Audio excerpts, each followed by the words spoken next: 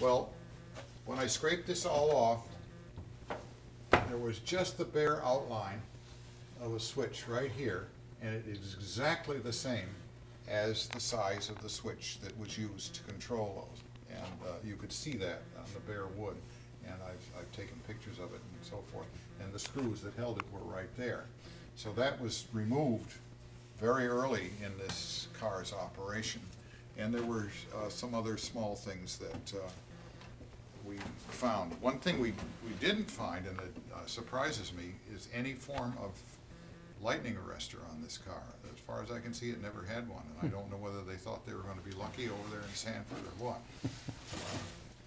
So that's a lot of the history. These are the original light sockets. They're in very good condition. I've just put a little tape around them so they wouldn't get paint on them, but they shine up pretty nicely.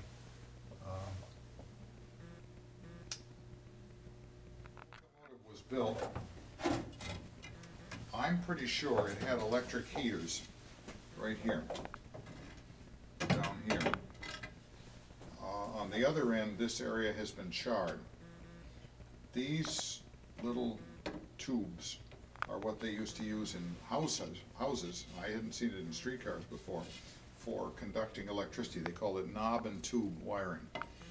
And the tube is where the insulators that would hold it. The knob were just things to support the wiring. Anyway, there would have been an electric heater here.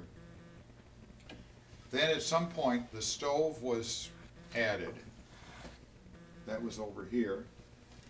And then the stove, we think, was added toward the end, but we're not sure. But anyway, these heaters, which consist of two fairly modern day, say 1930 to 40, strip heaters. There are two of them in here, and then the other end of the car had two. Well, remember, this car was designed to run on 550 or 600 volts. And the heaters were 72 volt heaters. So if you have four of them, that's 200, see, 282,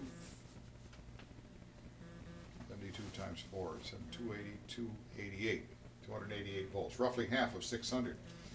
Where are the other four heaters that are needed to give you that voltage drop all the way across? We have no idea. There's no way of finding them.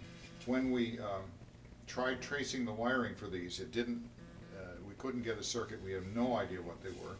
These wires are what come out of the heater. They're very stiff, solid copper wire. Something that would be totally illegal now.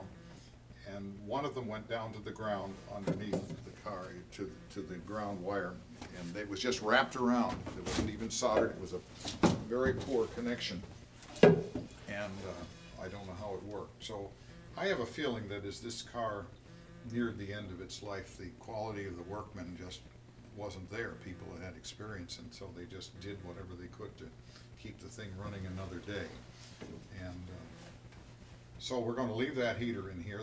We will put the stove in, but that electric heater will be there only as something that it had, but not operational.